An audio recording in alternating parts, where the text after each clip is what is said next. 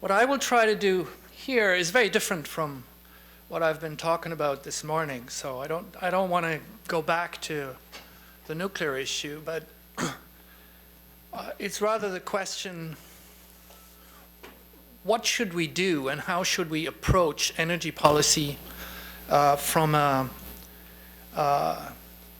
intelligent point of view? And I just would like to start by asking around, how would you define the purpose, the objective of energy policy?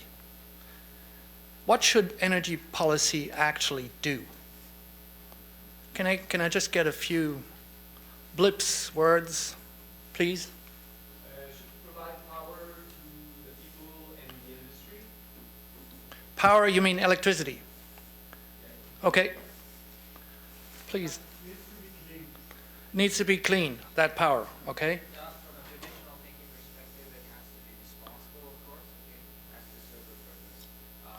The responsibility is linked to whatever the tool, there's always a responsibility that comes with the definition and the use of the tool. Okay. Somebody else? Put people before money, the human perspective. Okay, that's sort of in between. The question is providing energy policy goals. So if you do a plan, an energy policy, design energy policy, what are actually the goals of energy policy? So yes, it should be, that's actually a nice point, yes. It should be applicable. So it shouldn't be la la land, right? But it should be enough, but not too much. Enough, not too much. It should be democratic. Democratic.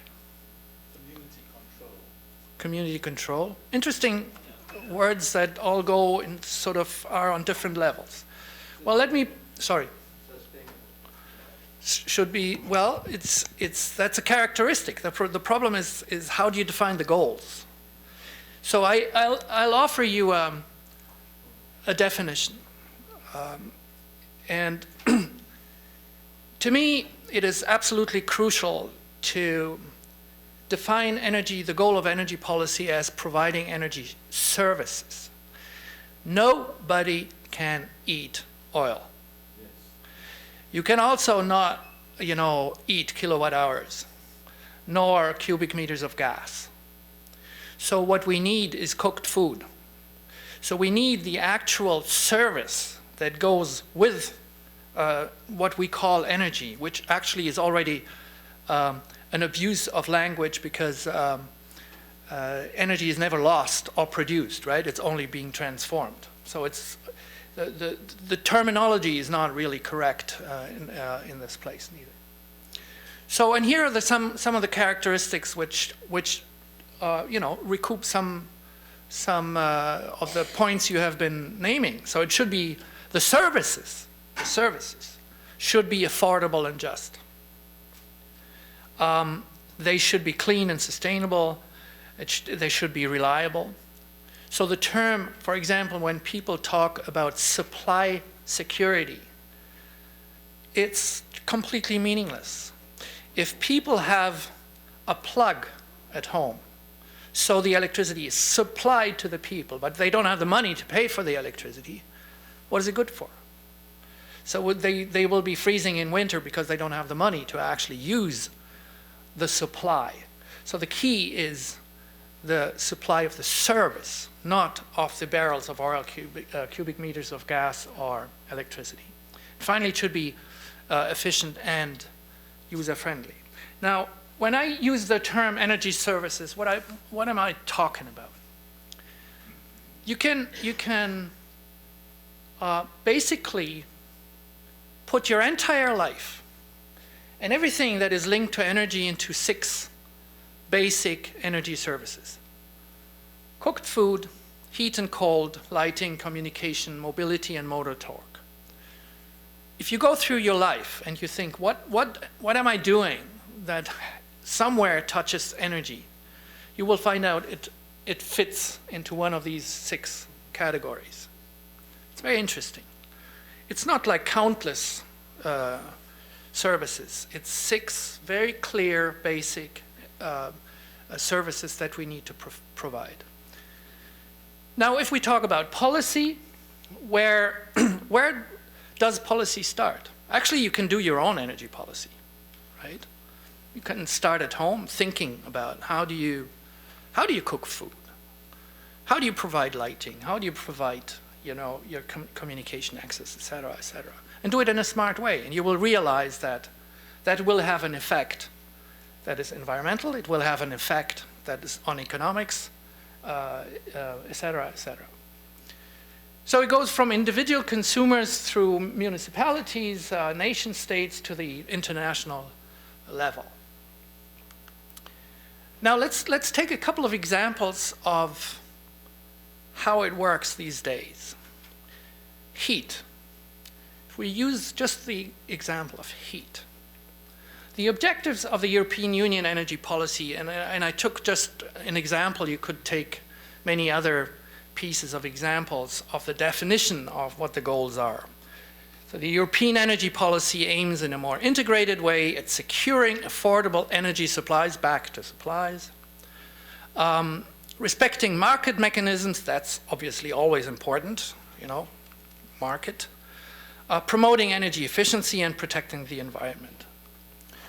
So the question that comes with that is the design of energy policy, as it is carried out and practiced in Europe, actually leading to a cover of the basic need in heat for people in the European Union? In other words, are people warm in winter in the European Union? And I want to give an example from the UK, because the UK has developed a methodology that is more advanced than other countries when it comes to measuring energy poverty. And here are targets of the government from 2002 to seek an end to fuel poverty for vulnerable households, so elderly, children, handicapped, by 2010. That was the goal from 2002 for 2010. And by the end of 2016, no person would be in energy poverty. In other words, you would completely eliminate energy poverty. That was the goal in 2002. Now, the reality in the UK in 2012 was 4.5 million households in fuel poverty in the UK. That is more than doubled since 2004, of which 3.5 million vulnerable households. So we're not heating people appropriately. That's very obvious. Example from France. Most nuclear country in the world, very cheap electricity comparatively to other countries, neighboring countries. But people don't understand that the cheap kilowatt hour doesn't say anything about the electricity bill. If it's 50% cheaper than in a neighboring country, but you consume 3 times as much, who pays more? So the question is somewhere else. The question is, are the services being delivered in a way that covers the service need? And when we look at the situation in France, the over capacities that have been built up in the 1980s, just very similar to many other countries, they have not been corrected in the sense that, projects would be canceled, power plants not being built because the projections were being reduced. No. What they did is they basically created new needs for consumption. So rather than adapting the production to the needs, they adapted the consumption to the production, which is not very smart, but that's the way how it went in France. And they did basically 2 things. They created incentives for electric space heating, which is the dumbest way to heat your home, because you basically lose two-thirds or more of the primary energy on the way from the power plant to the home. And the second is they developed very long-term, very large-scale export engagements with neighboring countries for peanuts because they had the capacity. It's logics of marginal costs. You don't count the investment anymore because you think it's sunk investment anyway. So you only look at the operational costs and you take a small margin of profit, and you sell it for unbeatable price to neighboring countries. So electric space heating in particular, the consequence was really enormously large spread energy poverty. It bankrupted hundreds of thousands of households in France. We have now the last year they created an office, a national office for energy poverty. And the first annual report that they did, these are official figures, 5 million households in energy poverty officially. 5 million households is between 11 and 12 million people. That's about a fifth of the French population, right? 4 million households eligible for social tariffs, because when it started to become dramatic in 2005, they created a tariff of primary tarif de nécessité, tarif de première nécessité. It's a primary necessity tariff. So you could get a reduction in the tariff of up to 50% for poorer households, which didn't solve the issue, of course, because people were that price, they were consuming so much that the price differential of 50% is not enough to get them out of the problems. So estimate of 3 million households with difficulties to pay electricity bills, and the demands for assistance through social tariffs or other means grows by 15% a year. So in other words, this is actually from an official document which dates around 2009. And so before the effects of the economic crisis became the most visible, 3 million French are cold in winter. In the gas sector, it's very similar, and since the costs are increasing, the tariffs have to increase. So this situation will get worse. It won't get any better, it will get worse. So in other words, we're not heating people, neither in the UK appropriately, not in France appropriately. In about 10 years ago, they launched a European-wide study into excess winter deaths. Have you heard about excess winter deaths? Anybody in the room? No. Interesting, isn't it? It's a new sort of statistical unit, EWDs. They call them EWDs. It's the excess mortality rate in the winter compared to expected mortality. So you look basically, if you had a flat line, people die in the summer and in the winter and throughout the year, you would expect a certain number in the winter, and there is a very significant increase in winter deaths. It's called excess winter deaths. No.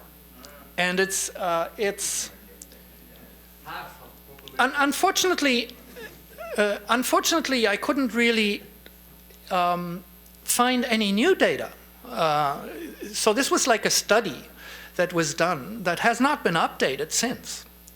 But what they found is just incredible excess winter death rates in certain cities. So they did studies on particular cities. So between 10% in Paris and 30% in Glasgow.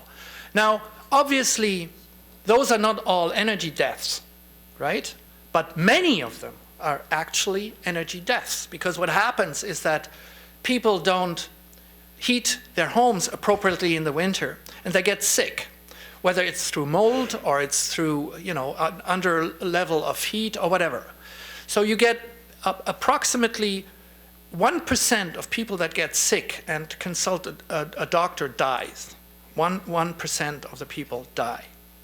And so we're talking about, you know, to give you an idea, the number that exists for the UK is 25,000 to 40,000 excess winter deaths every year. So we're talking a lot of people. Now, there is a very clear, there's an interesting study that has looked where are these excess winter deaths? And it's when you look at, you compare energy efficient homes, whatever the criteria are, you know, without going into details, energy efficient homes versus energy inefficient homes. And it's very clear that the more inefficient the homes are, the larger are the excess winter death rates. So for me, the result of this very quick and very simple picture is that we're not able to provide people even with the most basics of energy services. That means for me, it's energy policy failed in the most brutal and the most catastrophic way. And that is, you know, two examples of the most richest countries on earth, the UK and France. Now, when we come to lighting, to another example, which is lighting. One of the key issues that we're developing, I'm working as the coordinator for the Seoul International Energy Advisory Council, which is an initiative I have launched for the Seoul Metropolitan Government after having met the mayor in 2012. And one of the things we realized working with the municipality, highly motivated, you know, great mayor, and is to get the sequencing of policy measures right. You have to do, not only you have to do the right things, but you have to do them in the right order. And we'll come back to that. It's very crucial. By the way, anyway, if you have questions for clarification, please, you know, throw them in the room. Oh, yeah.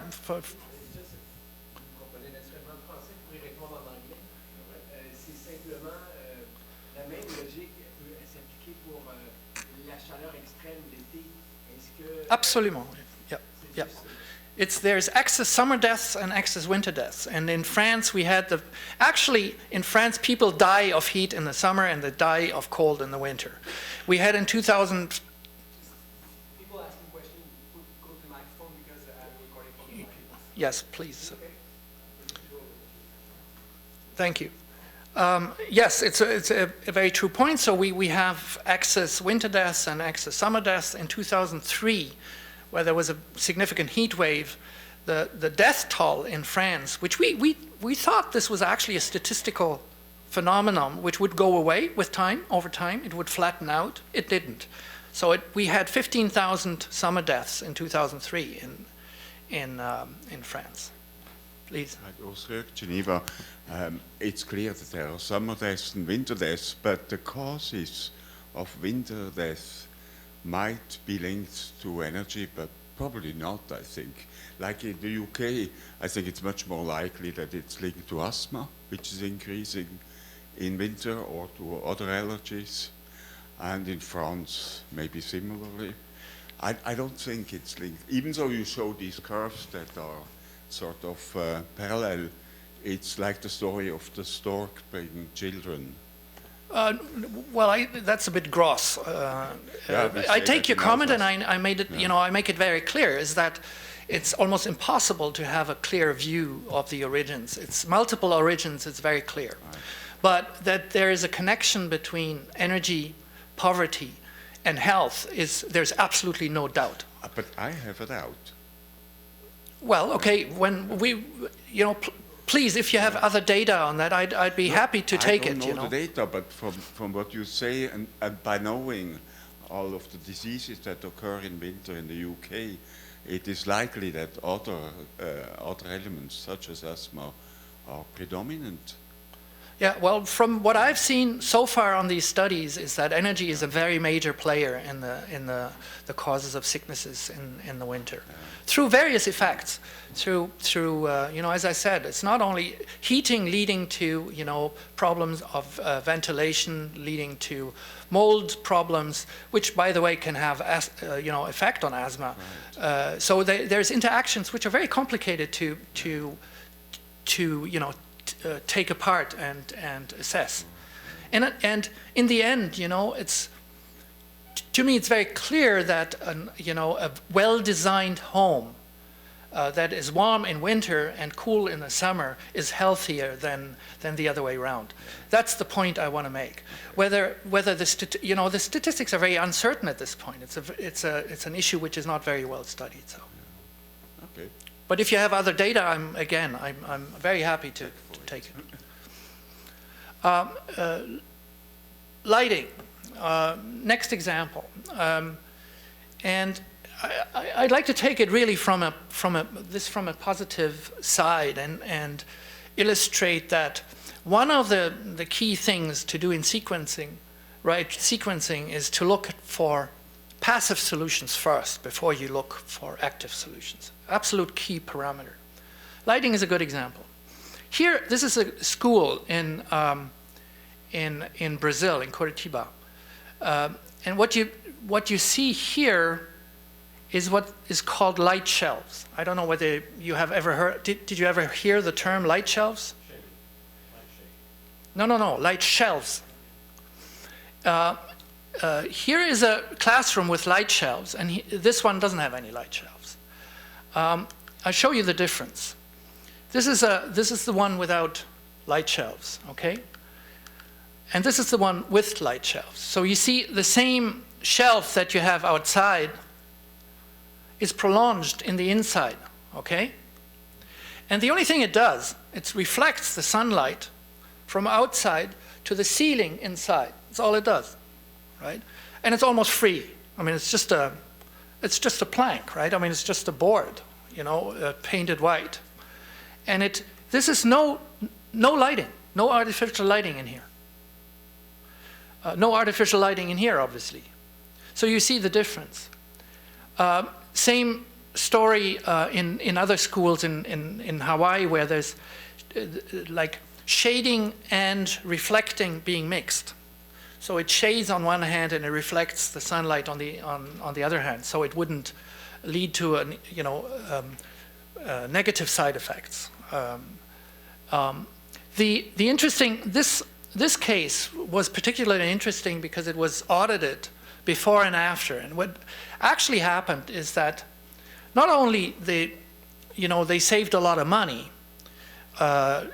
because they needed less artificial lighting, but the light quality increases enormously if you use daylight. It's a very well studied issue, and it increases the happiness factor.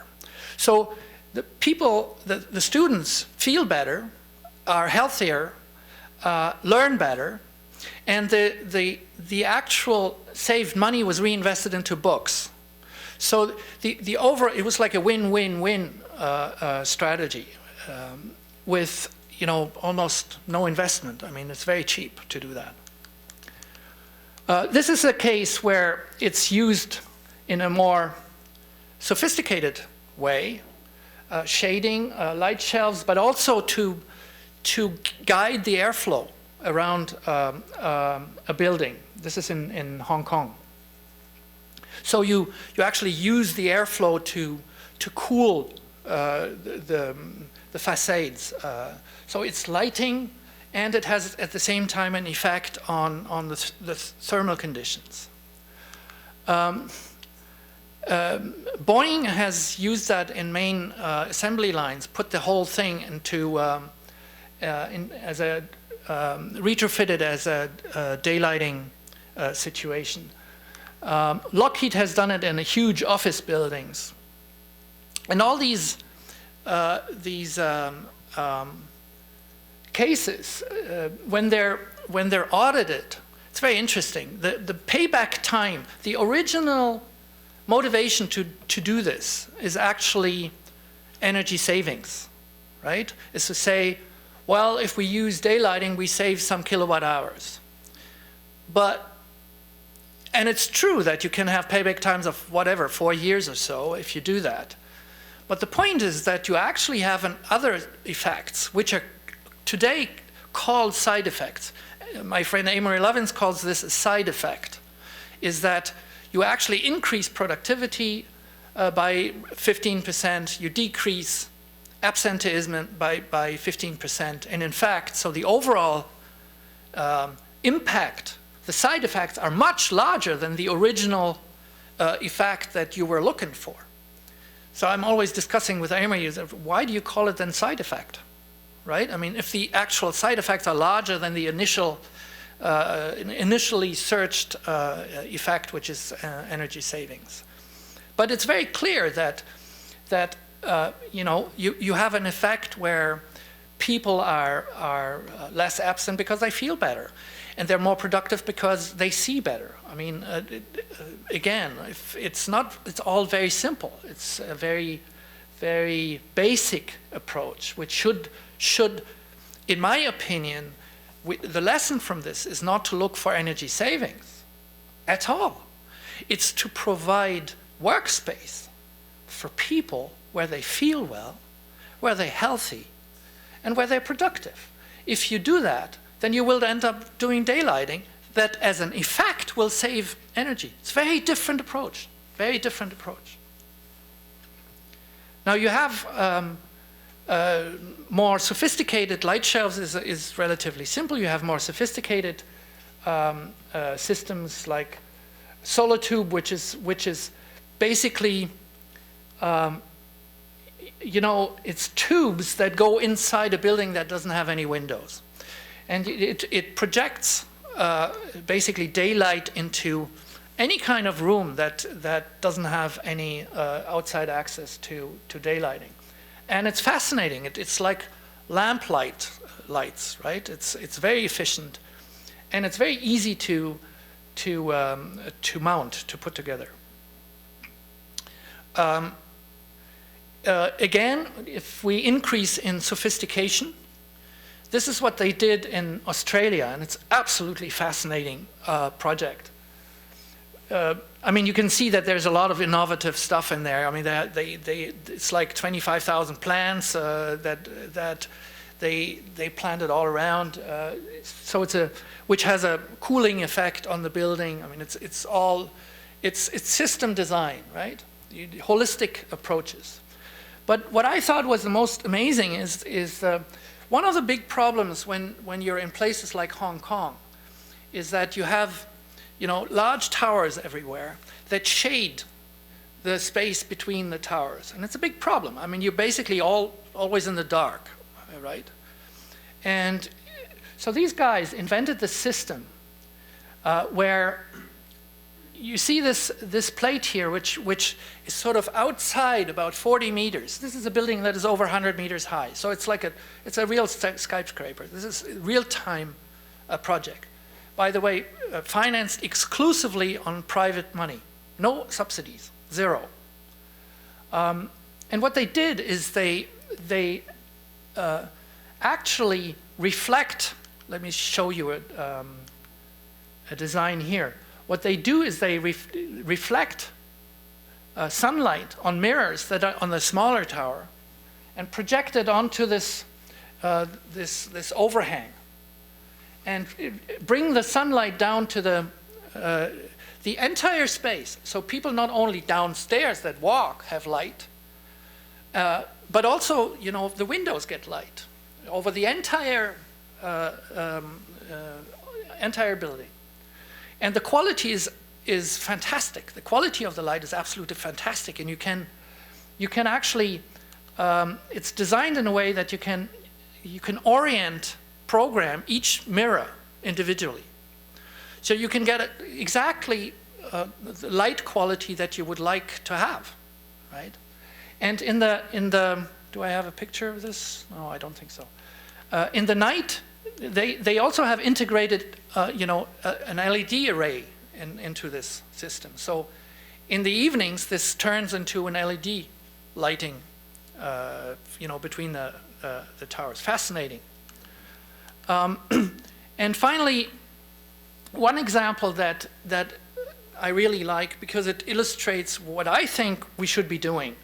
We should be looking for hybrid systems, systems that are actually addressing, from a service point of view, from a service angle, the needs that we have.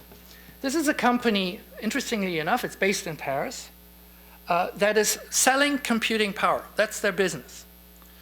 Now, it's very well known that the large data centers use a huge amount of energy. Many of these centers, like the cost per computing unit is like, can be 70% energy costs for cooling, right? So this guy thought, this is crazy. Why shouldn't I be using the heat that we generate where the heat is needed? For example, in people's homes or in offices or whatever. So what he did is they basically installed like radiators. It looks like a radiator, no different shape. So it's microprocessors that are actually placed in people's homes or in offices. And one single device like that can heat 15 square meters. That's far from negligible. And the thing is that it's plugged into the internet, and it's, you can regulate the heat, which does nothing else but, increase or decrease computing power, right? And heat output that way. And so the whole thing is controlled in a central, by distance over the internet. And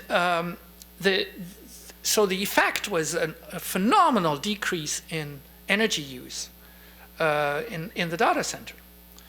And so what that led to a commercial situation which is unreal, because their computing power is now so cheap that there's no real competitors for that.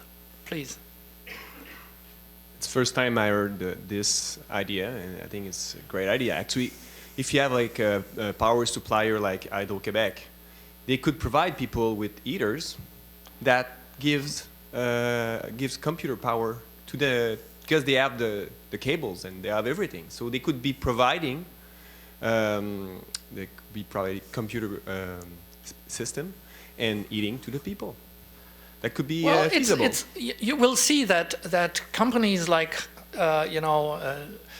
Hydro-Québec and others will be looking for services to get into the service area, because they will not be able to sell kilowatt hours anymore. So it's a clear trend that this will come. But is Hydro-Québec studying that kind of system, or it's just something that is? I don't know, but I know this has been existing for some years. So really? There's other projects in other countries now where they copy the same thing. I don't know about Canada, so sorry. So those were some blips on energy services. You can apply the same logic to any energy service, and it's very interesting, because if you take, for example, on cooking. You take an example and you take it from the energy service point of view, you will realize that, for example, in the case of rice cookers, which is a very substantial energy consumer, especially in Asian countries, the point, if you take it from a purely energy consumption point of view, the most efficient one might not deliver the quality of rice that the people are looking for. And a Japanese doesn't eat the same kind of rice as a Thai or a Korean or a Chinese. The ones like sticky rice, the other ones like it dry, the third ones like it this way or that way. So it's not about cooking rice, it's about cooking what rice, in what quality, what comes out of it. And so therefore you can design a rice cooker that has this end result, and do it in an intelligent way, which means, you look that, everybody knows that you only need to boil water and keep a certain temperature after. you don't need the same kind of consumption for the entire time that the rice is cooking, right? So you can design it appropriately depending on what kind of rice you want. It's crucial. If you only look on the kilowatt hour of consumption, you will not get you will not, possibly not even able to sell these things, you know, but because they don't provide the product that the people are actually looking for. Now, this is the last part is like really some bits and pieces for thinking, rethinking. And first of all is, you know, people should look at failures as well as they look on success. You know, there's many more projects that fail than that actually succeed. And you can learn from failure a lot more often than you can look for from success stories. One of the key issues for policy failure is this idea of forecast, right? You forecast consumption by city, by country, whatever. The term forecasting should be banned in energy analysis because it gives the idea to people that it's kind of you know, it's Allah wanted it, so it's kind of God wanted. It's something that you cannot influence. Energy policy should be made based on scenario work, because if you do one thing, you will get to one result. If you do something else, you will get to another result. So, and that's called policy. It's an option whether you go this way or you go that way. It's not a fatality at all. And you know, this idea to actually pursue certain steps to get to a vision can only be, you know, educated if you look at, you know, a range of scenarios. Many times we see the silver bullet approach, the believers in this solution or in that solution. That's another thing which should be basically banned. And it's very clear from history that efficiency has miserably failed, although it is the cheapest and has the largest potential in order to actually provide energy services. So that's one of the things we have suggested to the Seoul Metropolitan Government, is the first thing to do is to start with a need analysis. And a need analysis based on a service need analysis, not on a kilowatt hour or whatever need analysis. How warm do you like, what is a comfortable temperature? Most people don't even know. So they install air conditioning systems that freeze you to death, you know, because there's no approach. When do people actually feel well, you know, at what temperature? And that depends on your activity, you know. So you will not have the same temperature if you do physical work in an area or if you're sitting behind a computer screen. So there needs to be an assessment of the actual service need. And that's true for all of the 6 categories, all of the 6 categories. And then you design a response. How do you cover these needs? And obviously the home is a good place to start. Now, I've mentioned this earlier. The priorities are absolutely crucial. Again, an example from Seoul. Seoul has a very ambitious, efficient lighting target. They want to go for 100% LEDs in public buildings by 2000, I believe it's 2018. 2018 is tomorrow morning.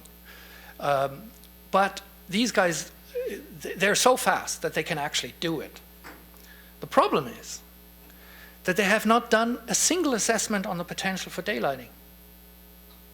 If you get it in the wrong way, you close options.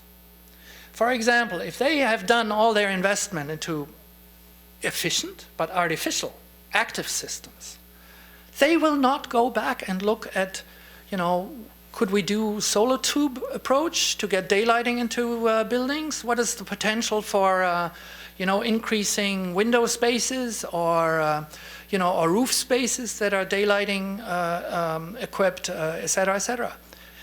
And so it's an economic issue. Once you make a decision, it's done. You don't go back. But it's also a competition of space, especially in urban areas.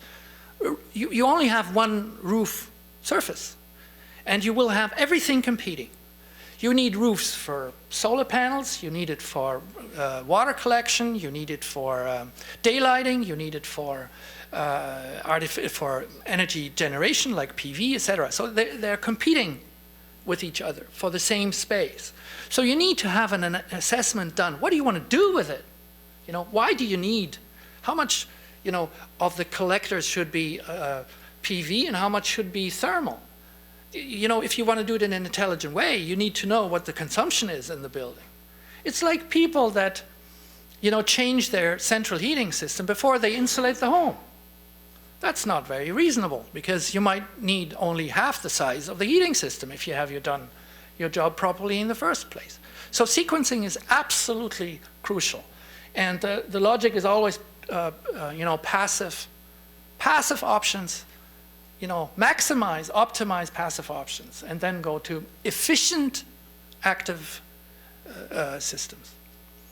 Then local versus national or centralized. That should be very clear, and that's physics, right? I mean, if you generate heat or power or whatever it is, the more local you generate it and you consume it, the less system losses you will have. It's not very complicated. So that should be not a dogma in the sense of, get me right, it's not to say that you cannot use or it's not going to be necessary anymore, but the priorities should be right. Local, then regional, then national, and potentially international if that's still necessary.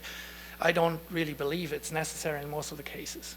Same thing, horizontal versus vertical integration. So that's falling off the point before. If you centralize, you're vertically integrated. If you decentralize, it's getting horizontal. Then systemic versus sectoral. We keep thinking in terms, because we think kilowatt hours. We think in terms, we don't think in system terms. We always think, you know, how can we save or generate kilowatt hours? That's wrong.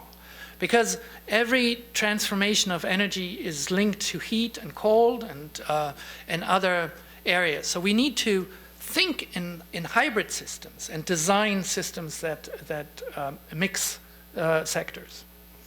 And then and it's one of the more complicated issues. We need to identify what actually are options that exclude each other. You know, the whole idea that you can do, you know, large-scale coal-fired power plants and besides do a little bit of wind and solar, etc., becomes complete nonsense from the point onwards where you actually need another grid system if you want to optimize decentralized heat and electricity generation or tri-generation. So that's a very important point. Then we need, you know, energy policy is generally done by natural scientists. Why is that? It's very strange, you know. Many of the crucial areas are social scientists, social sciences. So we need to have a much broader expertise level in order to design intelligent policy. Silver bullets, we have seen that, and failure as much as success as well.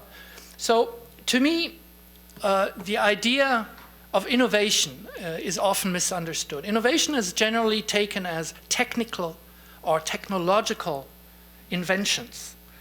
I think what we need is not even more technology, even more inventions on the technical side, even if that, it's not to say to stop there, but it's to say that today the gap between what we do and the technology we have is so huge that the key must be how we can implement what we have faster and more globally.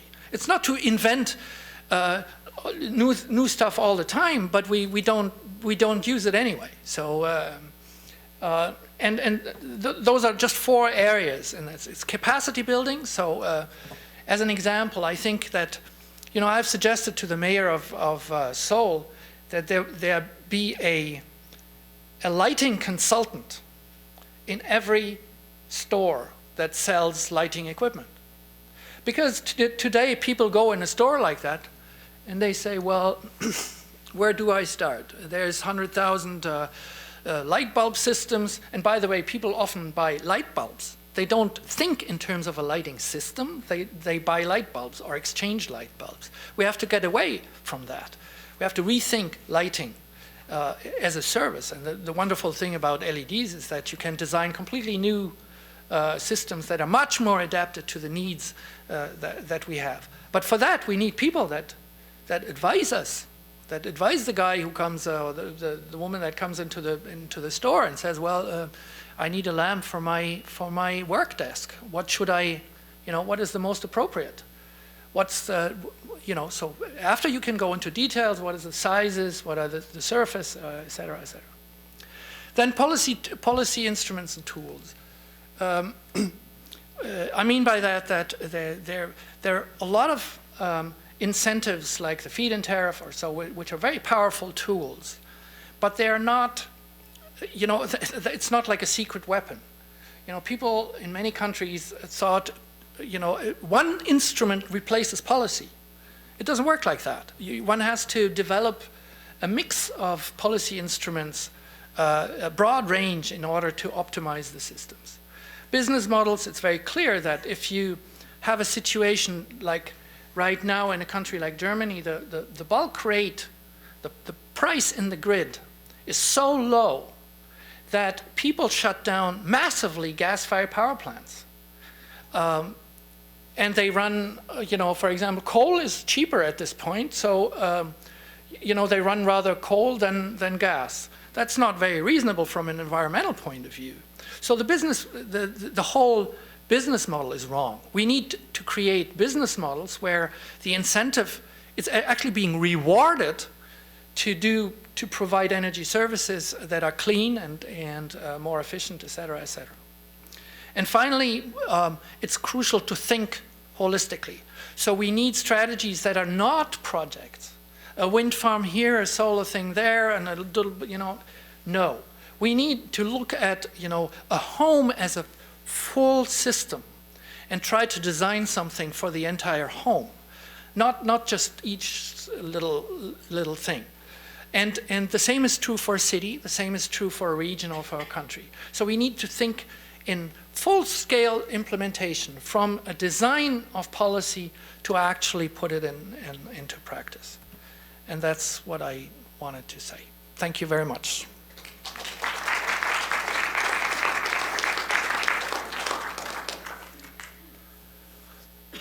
Si tu permets une question, if I could just ask this question, because when you talked about the analysis, the needs analysis, or let's talk about distribution, because let's talk about at the construction level, the networks are being redesigned. We're all being retooled. What our native friends share with us is we have to retool our own thinking. When we start thinking in a holistic way, every way we go about solving a problem, from tying our shoelaces to trying to design a new electrical grid, changes. This is why earlier today I mentioned the Truro Wampum Treaty, which is the original comprehensive North American treaty where the native people on one side and the non-native people, the elders had to get together and they had to figure out how they're going to cohabitate, how they're going to coexist together, and what they do in emergency. Situations. That's how it took us to the City of Montreal, and we're actually blessed by the City of Montreal for agreeing with them, and actually we're blessing them for agreeing with us that there's a danger in transferring nuclear waste anywhere, anyway, any place. But getting back to electricity, or getting back to these distributed systems, okay? I listened to a whole bunch of experts a couple weeks ago because the Quebec Natural Ministry of Resources is trying to bring the right questions and some of the right answers to the larger scenario, thinking that's done right now. If you're thinking about a distributed grid, and I know that this is my question, in Europe you have an integrated distributed grid where you can choose. If I'm running a small shop or a small business, a medium-sized business in Paris, I think I can actually choose green energy for my place of commerce. We don't have that yet here in Quebec or in North America. I just was wondering if you might be able to comment on where we might be able to go in these areas, because we are just getting to the point, we have lots of manufacturers, but we haven't started integrating the grids yet. So are we able to learn something from the European example of integrating the Swedish, the Norwegian, the Danish, green grid, so that if you're in the Netherlands or you're even in Strasbourg where I went to school, I can choose that green electricity? If people could present themselves before they make comments or ask questions, that would be nice. My name's Raymond Stoney Was. I'm from the Mohawk Traditional Council in Kahnawake. Thank you. Yes, I think we have to be clear about terminology. When we speak about decentralized or distributed energy, we mean local energy. So this is not transnational grids or transnational systems. It's really bottom up. And yes, it is true. You can in Europe, like I'm a subscriber, like I get my electricity from a 100% certified renewable energy company, not from EDF, from Électricité de France. But it's still, I consider it still problematic, because indeed some of that electricity is bought from long distance, which I think there's no reason. It could be very easily generated locally. So in terms of approach, I think, we don't necessarily have to wait for things to change. We can start bottom up, doing, as I said, start in the home and look at it, what you can do at home. And it's fascinating, especially when you talk electricity. I don't know, do you have an idea how much you consume per year? Do people know what they consume? Most people don't. I don't think we do. But what I was trying to say earlier is that this mode of holistic problem solving is what's going to help these people that are building these integrated green grids do what you need, and you're already doing what you need to do better, or let's say even further. Yes. Again, it's the priorities have to be right. So to me, the priorities are always bottom up. So always decentralized first, and then if you can't cope, if you can't cover service needs locally, it's not a problem. You go to the next level, which would then be regional. The big problem we have today is that these pre-existing infrastructures often determine policy making, and that's a big problem. We get into these situations where Norwegian hydropower is being pumped down to southern Germany or so, and strategies being developed because they actually fit to the old system, but they have a profound effect on change. It's like, when people talk about nuclear power or large-scale power plants, the biggest problem they have is that they are innovation barriers, right? Existing nuclear power plants are incredibly powerful innovation barriers. You don't go and look for other models. You don't change the grid system, etc. So the way to get around that, and I always think in terms of going around or above or underneath, we don't necessarily have to confront things. And one of the ways to do is a municipal approach. Municipalities, including in Canada, have a lot of power. And they have a lot of autonomy, which they don't use. So it's back to the people, right? It's to say, well, if we get together, and one model, for example, that has been developed incredibly in Germany is energy co-ops. So it's basically cooperatives that invest in wind, solar, whatever. They come up with private money, and it functions exactly like other co-ops. And they have become a very major player in the energy scene in Germany. It's one of the ways how to do it. And I think the first thing is always to understand what the real options are. It's not to call on the government when you can do something locally at home, you know?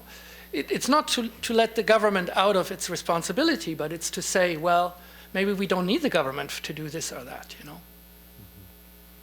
So, Michael, it's, this is really exciting because the paradigm is what we really need to shift into.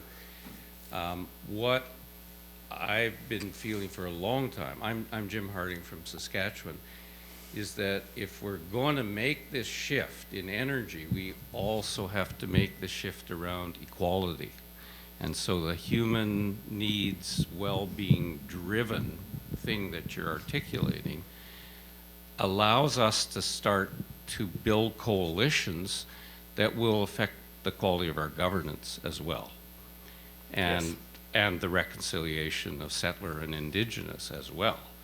So while that's not what you're saying, that's what you're saying. You're actually saying that the energy alternatives is a social and community reconstruction. And I think we need to start saying that much clearer because we can't be always crisis oriented. And this document out of this 2-day, 3-day must kind of carry that positive energy if it's going to appeal to people. So I thank you a lot. I think this is the revolution right here that we're talking about. So thanks so much for doing it. Thanks, Jim. I totally agree. Yeah, I would like to thank you too. My name is Philippe Bouchard. I'm from Montreal, and actually, it's part of my own reflection or our own thinking about that we should have in each family your own energy minister in a way that you manage you manage the energy as okay. We can save energy. We can change our lighting system. We can change our shading system on where we live. Can we produce our own energy like some people do by using firewood or other means? But the thing is, if we think as individual, as we are our own government, it's a starting point that puts you in a situation that is quite different that we are now. We treat it like infant, dependent on the government that what he wants us to get or we want to get from them. So we are not like independent people that thinking that we can achieve our own goal on our own, or as individual, or as collective, a co-op, or community, or city. So I think what you brought to us is the idea that we should think more about smaller unit connected to the bigger unit.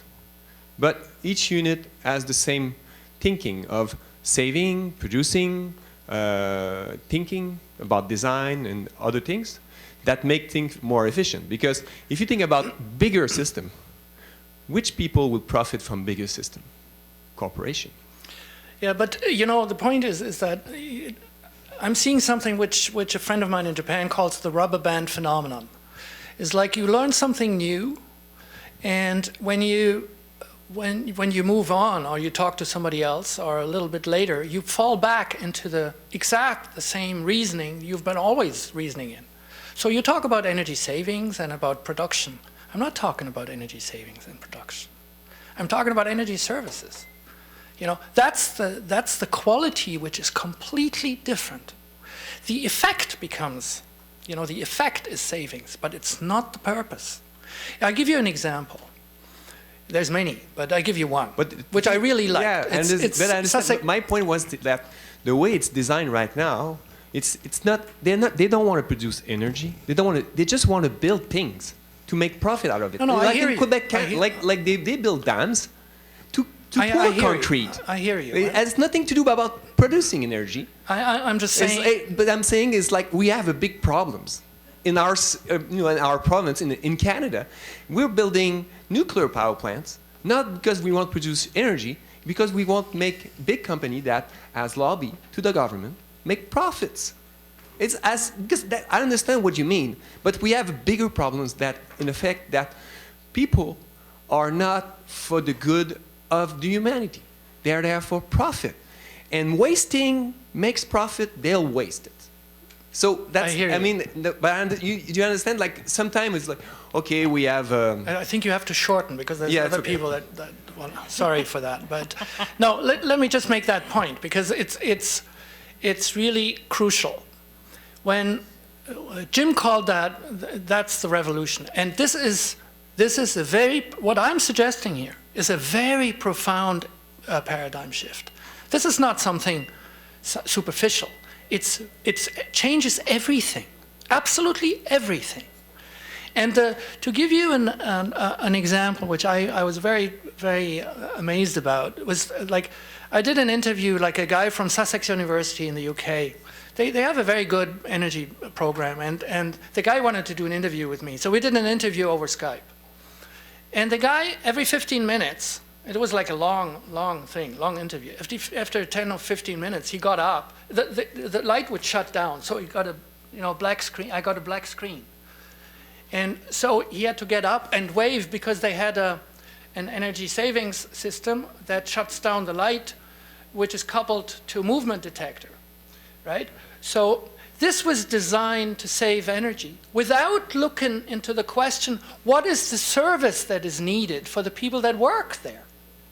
So they save kilowatt hours, but they're not able to work coherently, right? This is like a major think tank on the energy. This is a very good example why it is so profoundly different, whether you look at the service level or whether you look at the kilowatt hour level. It's something completely different. It changes everything. Please, Maggie. I'm Maggie Gunderson, Fairwinds Energy Education, Burlington, Vermont. I served on Burlington's Public Works Commission for 5 years. And getting to this paradigm shift is really tough, and it is what we need. Yes. It was phenomenal to try and bring human issues to that, to say we need to look at what the people in our city want and need and what can provide the best services, not just to produce energy to have a certain amount at a certain savings. And this is phenomenal. Thank you for bringing this paradigm change forward. Thanks very much.